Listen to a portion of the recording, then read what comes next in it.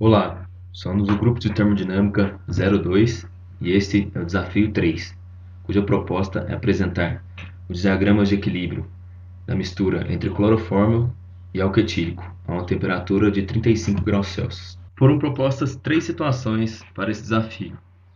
A primeira é considerar as fases líquidas e vapor ideais, a segunda é considerar a fase vapor como ideal e a fase líquida como real, e a terceira é considerar ambas as fases como reais.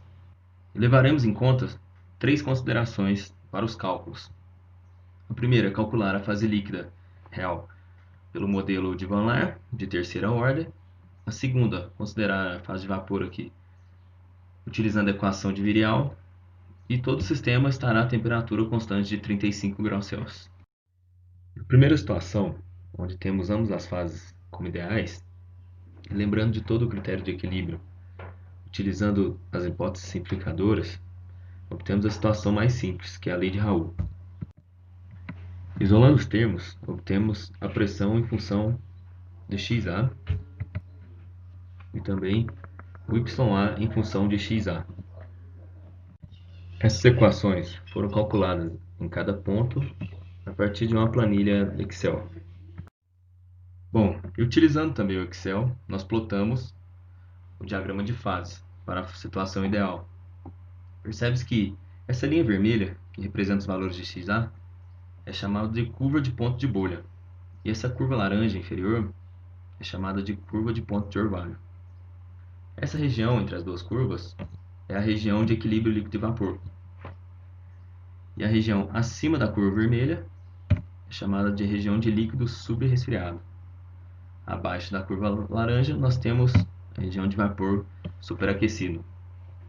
Percebe-se que traçamos um ponto para uma mistura equimolar a 50% a uma pressão de 0,25 bar. E utilizamos a regra da alavanca. Traçando uma reta à esquerda, nós obtemos esse ponto, a 0,44, que é chamado de ponto de bolha. E traçamos uma reta a partir desse ponto à direita, encontramos um outro ponto que é chamado de ponto de orvalho, a 0,69, XA e YA. E também traçamos um diagrama XY para essa situação, onde a linha vermelha, que aparece no diagrama, é chamada linha de equilíbrio. Também podemos concluir aqui que para a situação ideal não tem nenhum ponto de azeotropia. Agora, na segunda situação, consideraremos a fase líquida como real e a fase vapor como ideal. Assim, teremos que modificar a lei de Raoult, adicionando o coeficiente de atividade para o líquido. Então, temos duas novas equações que foi adicionado o coeficiente de atividade. Lembrando que esses coeficientes serão determinados pelo modelo de Van Laer de terceiro grau. Também utilizamos o Excel para o cálculo em cada ponto. Foi plotado também o diagrama de fases para essa situação, onde a fase líquida é real. E percebe-se no gráfico que essa curva em verde é a curva do ponto de bolha, e essa curva em azul é a curva do ponto de orvalho. As duas linhas tracejadas representam o diagrama anteriormente mostrado para a situação ideal. É bastante diferença, né? Um desvio da idealidade considerando apenas a fase líquida real. Utilizamos também o mesmo ponto usado anteriormente aqui, a 0,5 XY e 0,25 bar. E traçamos uma linha de amarração a partir desse ponto à esquerda para encontrar o primeiro ponto de bolha, que é 0,19 XY. E traçando do mesmo ponto uma linha de amarração à direita, nós encontramos o ponto de orvalho a 0,54. Percebe-se também nesse gráfico uma região onde x é igual a y. Isso caracteriza um azeótropo, que nesse caso aqui confirma um desvio positivo da lei de Raoult, onde temos que a pressão do sistema, mais ou menos ali em 0,41, ela é maior que a pressão de saturação dos dois componentes. No diagrama XY plotado, temos aqui a linha de equilíbrio e fica muito mais fácil identificar a azeotropia, o ponto Pinch aqui. Conseguimos traçar uma reta até o eixo X Agora descobrimos que é uma região onde temos 88% de cloroforme, que é o nosso componente A. Continuando então essa solução do desafio, cabe uma terceira situação, que é um pouco mais complexa do que as outras, que é onde a fase líquida e a fase vapor, ambas vão ser modeladas como fases reais. Essa situação ela foge tanto da lei de Raoult quanto da lei de Raoult modificada. Então a gente vai gastar um pouco mais de tempo aqui para explicar o passo a passo que foi realizado. A gente parte do critério de fugacidade. Então, mostrando aqui essa primeira equação, ela é uma relação de que tanto a fugacidade da fase vapor para um componente I, quanto a fugacidade da fase líquida para o mesmo componente I, isso tem que ser igual. Usando a referência de Lewis-Handel, a gente pode dizer que o coeficiente de fugacidade ele é uma relação tanto das propriedades de saturação, tanto da pressão e do coeficiente de fugacidade. A saturação multiplicado por uma correção da pressão. Então, como a gente não está trabalhando com a pressão de saturação, é preciso adicionar essa correção. Então, a gente que é o fator de Poynting, a gente adiciona aqui a correção do fator de Poynting.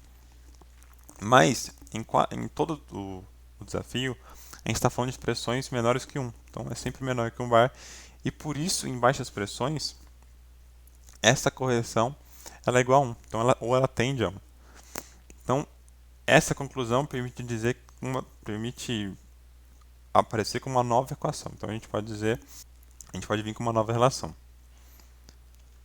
Utilizando essa nova relação para cada uma dos componentes, então deixando de trabalhar com o componente teórico, para começar a trabalhar com o componente A e o componente B, e, além disso, dividindo por dois lados o coeficiente de fugacidade da fase vapor, a gente tem uma equação para cada uma das espécies.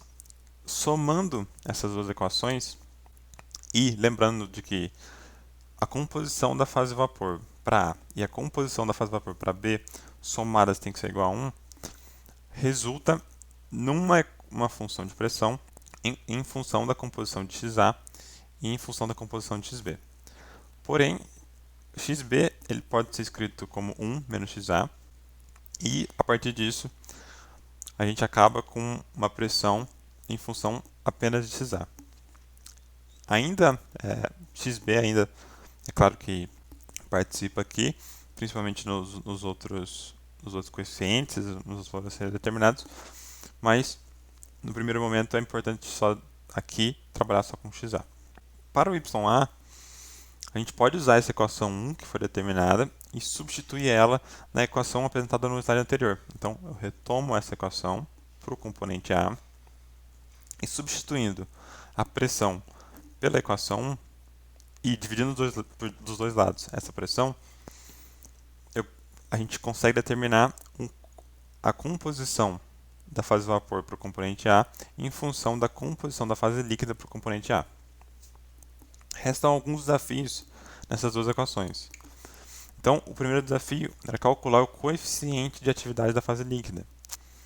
Como o próprio desafio propõe, isso foi realizado utilizando o Von Laer terceira ordem. Então, a gente traz propriedades da mistura para calcular esse coeficiente de atividade.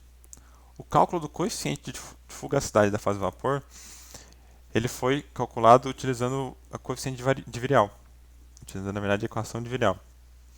Então, para uma mistura binária, o segundo coeficiente de Virial ele pode ser determinado como a equação traz aqui, utilizando os coeficientes das substâncias puras. E, além disso, a gente truncou também o coeficiente de Virial, a equação de Virial, no segundo coeficiente. Então, a gente não está trabalhando aqui com C, trabalhando só aqui com B. E, a partir disso, é possível calcular o coeficiente de fugacidade da fase vapor. O resultado disso a gente traz nesse gráfico, então plotamos tanto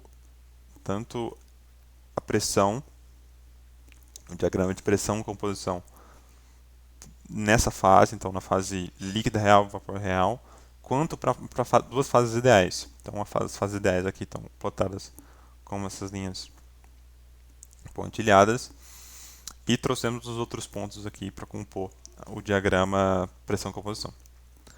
O ponto que a gente estava analisando aqui e a linha de amarração, ele teve que ser alterado, Porque, nesse caso, o 0,5, a composição global do 0,5, por uma pressão de 0,25, ficaria exatamente em cima da curva do ponto de orvalho. Então, a gente está trabalhando agora com um novo ponto, onde a composição global é 0,5 e a pressão do sistema é de 0,3. Utilizando aqui essa linha de amarração, a gente pode ver que para o XA, a composição na fase líquida é de 0,135, então essa linha vertical indica isso. E para o YA, ele vai ter uma composição de 0,595.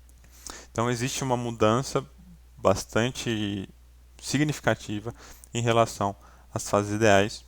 E a gente traz isso aqui tanto com as duas curvas plotadas, quanto mostrando como o ponto e a linha de amarração fica diferente. Exatamente por isso a gente tem que deixar de trabalhar com 0,25 e 0,5 para trabalhar com 0,3 e 0,5.